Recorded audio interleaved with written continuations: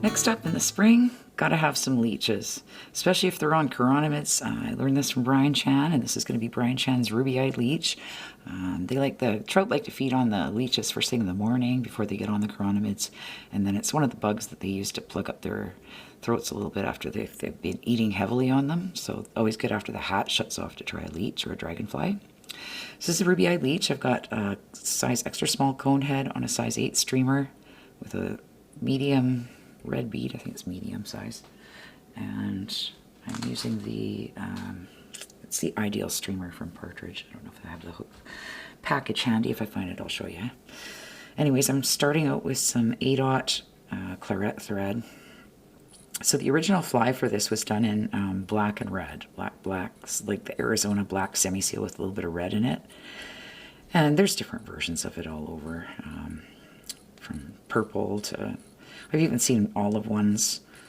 But today I'm going to tie one that I've had some success with, and it's generally the black and red mixed with some purple. So I'm just going to tie my 8/0 thread back to where the hook point would, or where the barb would be, sorry, there. Snip that away.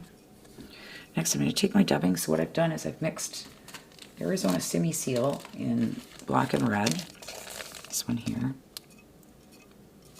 dubbing, and I've mixed a little bit of this purple from Spirit River in with it. It's like a dark purple.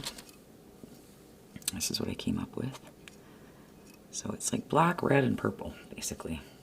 3 really good colors, especially for deep water leeches. Especially that purple color in there. They really like that. So I'm just going to take a little chunk for the tail, this big. I'm just going to tie it in right on top, like so. Pull it back.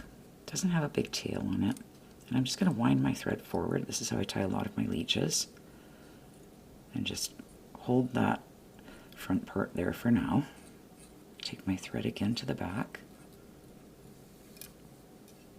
I'm going to tie just a tiny bit more into that tail. Get it where I want it, and I'm going to take a couple turns underneath.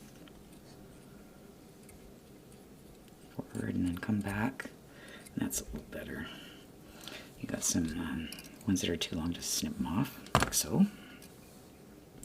Now I'm going to do a dubbing loop. So I'm just going to take my thread and double it over the hook like so, and then go around it twice.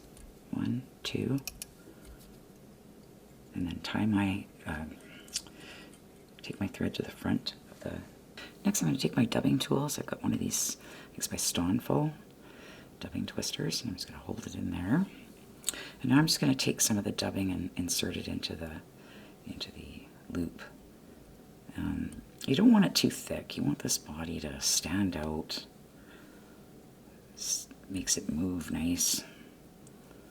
So you just take little pieces of it. Being as it's a size 8, I've got like pretty much 4 little chunks there I've thrown in the loop.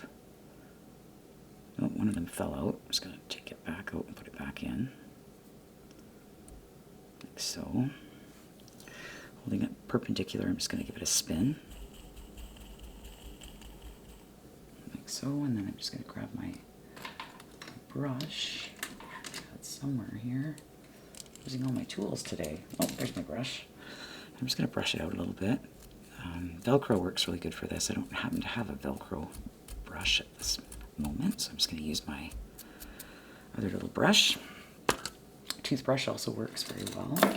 And now I'm just going to take a pair of hackle pliers. And I like to clip the hackle pliers onto the loop, like so, and then cut my dubbing twister off, basically, so I don't hit the camera with it too. And now I'm just going to start winding it up the hook. Trying to make sure these fibers sort of stand out. Like so. Make it nice and sort of bushy, but not really bushy.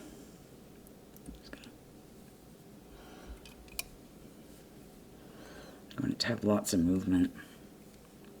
I'm just going to tie that off. And then come in and clip that thread away out of there. Now I just like to take the front and sweep it back.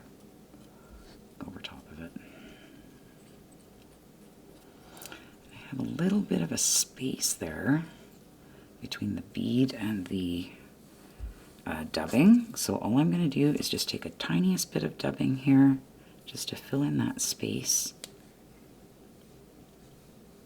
Like so. Like so. And now I finished one of the easiest flies you can tie and also one of the most effective. I've seen them done, and it works really well under an indicator just like this as well, because I've done it many times.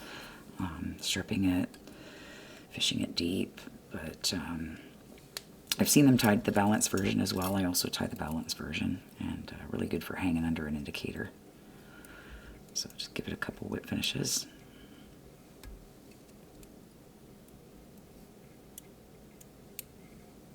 You could throw some super glue in there as well, or resin. Snip your thread away, and then you can just take your brush and brush the leech out.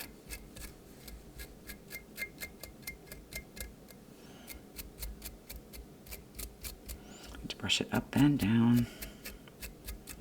And then I usually just take it and brush it all up to trim it. And then maybe I'll show you how I'm doing it this way. And then I just sort of come in here and sort of trim the long ones out of there that I don't want sticking out, like so. And then these leeches, because it is semi-seal, I don't have a cup of hot water close by when I fill Rolly's tricks, but I'm going to take just a little bit of water and put it, make sure it all flows back nice, and I don't have too many big stragglers. Like so. And that's it, the Ruby Eyed Leech in purple, red, and black.